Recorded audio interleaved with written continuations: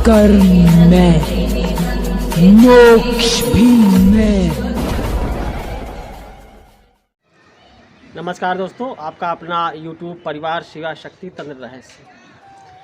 जैसा कि आप लोग टाइटल देख के समझ गए होंगे कि आज हम आप लोगों को एक ऐसी साधना के विषय में बताएंगे जिसके विषय में काफ़ी भ्रांतियां हैं।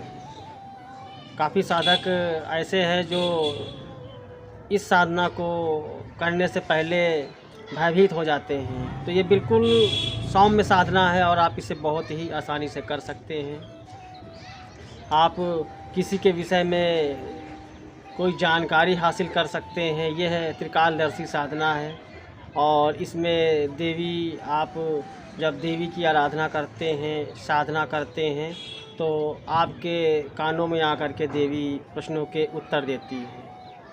जब कोई व्यक्ति आपके पास आता है और आप उसके विषय में सही सही बता देते हैं तो वह व्यक्ति आपसे प्रभावित होता है और आपकी जो दक्षिणा है वह दक्षिणा दे करके जाता है। ऐसी कई सारी साधनाएं हैं जिसमें वार्ताली साधना है, सहजात साधना है, कणपिशाचिनी साधना है, वामकी देवी साधना है और कर्णमातंगी साधना है, स्वप्नेश्वरी साधना है।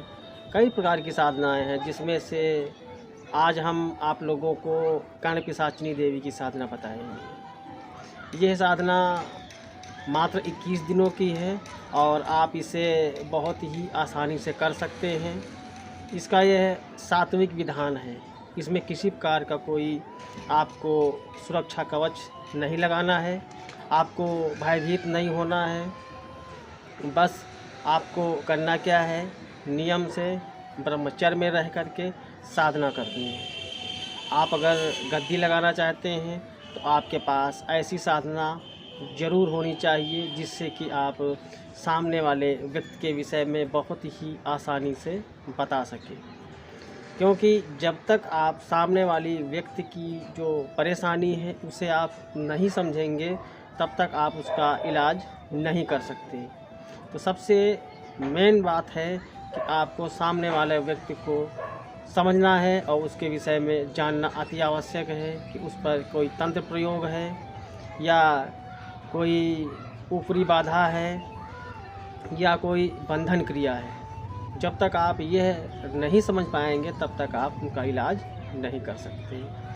तो आपको यह जानकर बहुत ही प्रसन्नता होगी कि यह साधना हम आपके सामने रखने जा रहे हैं और यह साधना आप करिए और आपको ज़रूर अनुभव होंगे और आपको साधना में ज़रूर कामयाबी मिलेगी। तो आपको करना क्या है, किसी भी बृहस्पतिवार के दिन से यह साधना करनी है या आप किसी भी पूर्णिमा के दिन या अमावस्या के दिन से आप यह साधना कर सकते हैं।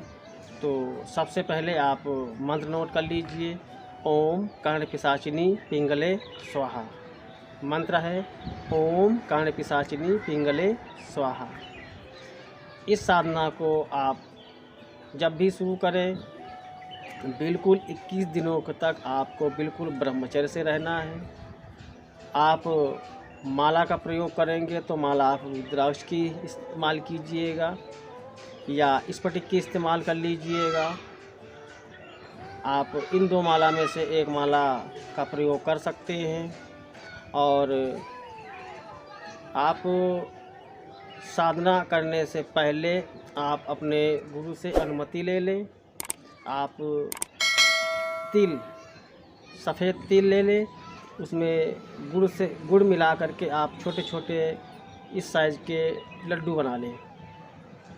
7 लड्डू आपको देवी को प्रथम दिन भोग में रखने हैं और धूप बत्ती जला करके आपको जाप करना है 21 माला। जाप करने का जो समय है रात के 10 बजे के बाद रहेगा। आप दिशा जो है उत्तर की तरफ मुँह करके आप बैठेंगे और आसन आप कोई सा भी ले सकते हैं। इसमें आसन का कोई बाउंडेशन नहीं है।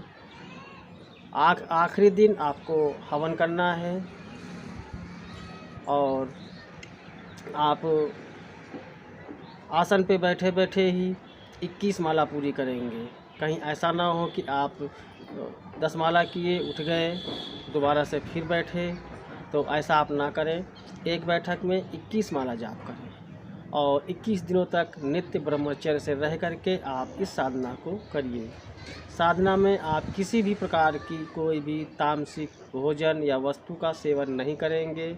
आप नॉनवेज, मीट, मछली, अंडा, शराब आदि का बिल्कुल सख्त परहेज रखेंगे। लहसुन, प्याज से भी आप परहेज रखेंगे। बिल्कुल सात्विक तरीके से आप ये साधना कीजिए। और ब्रह्मचर्य लगभग हर साधना में अनिवार्य होता है। यह सात्विक स्तर की साधना है, इसे आप करिए। और इसमें आपको सबसे पहले स्वप्न के माध्यम से भविष्य ज्ञात होना आपको चालू हो जाएगा। जैसे ही आपके 12 या 13 दिन बीतेंगे, आपको स्वप्न के माध्यम से आपको भविष्य दर्शन चालू हो जाएगा। और अंतिम दिन देवी के दर्शन आपको होंगे, हर हाल में होंगे। पूर्ण आस्था बना के रखें। साधना कोई भी होती है, अगर आप उस पर आस्था नहीं रखते हैं, श्रद्धा आपकी नहीं है, तो साधना सफल नहीं होती है। आपको जिस शक्ति की आप आराधना कर रहे हैं उस पर अटूट विश्वास होना चाहिए। तो आप इस साधना को कीजिए और साधना करने के बाद आप देखेंगे देवी आपके कान में अपना स्थान ग्रहण करती है। और जो व्यक्ति आता है आपके पास, आपका उसका नाम बगैर पूछे हुए उसके विषय में सारा हाल बता देते हैं, जिससे वह व्यक्ति आपको मोटी दक्षिणा देता है और प्रभावित होता है।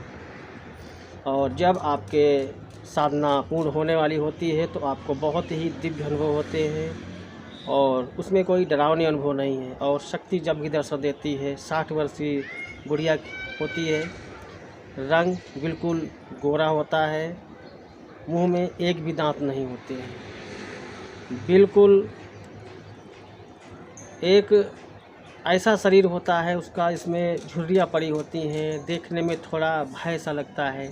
लेकिन आप भयभीत ना होइएगा, क्योंकि आप उस शक्ति की आराधना कर रहे हैं, आप उस शक्ति को बुला रहे हैं। तो मेरा मानना है आप भयभीत ना होइएगा। और जैसे ही आपकी साधना पूर्ण हो जाएगी, आप अपने माला, अपनी जो पूजा सामग्री है, इसको ले जा कर के किसी चलते हुए पानी में प्रवाहित कर दे, जल में प्रवाहित कर दे। और इस साधना को हमेशा गुप्त रखें, इस साधना को ओपन ना करें और इस भ्रांति में ना रहें कि यह पिशाचिनी साधना है, आपका अहित करेगी। ये मेरा अनुभव रहा है, ये साधना आपका अहित नहीं करेगी। आपकी कोई भी समस्या है, चाहे धन से रिलेटेड है, चाहे तन से रिलेटेड है, हर समस्या में यह देवी आपकी मदद करेगी, आपको उस समस्या से निकालेगी।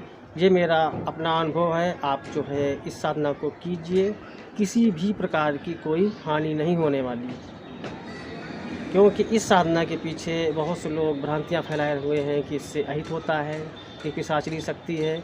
ये माता भगवती, माता पार्वती का ही एक अंश माना गया है, उसी श्रेणी की तामसिक शक्ति है। लेकिन यह विधान सात्विक है, आप इसे कीजिए और आप अपने घर में कर सकते हैं, एकांत रूप में कर सकते हैं, किसी शमशान में आपको जाने की आवश्यकता नहीं है।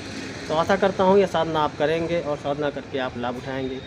इसी आशा के साथ नमस्कार, जय शिव शक्ति।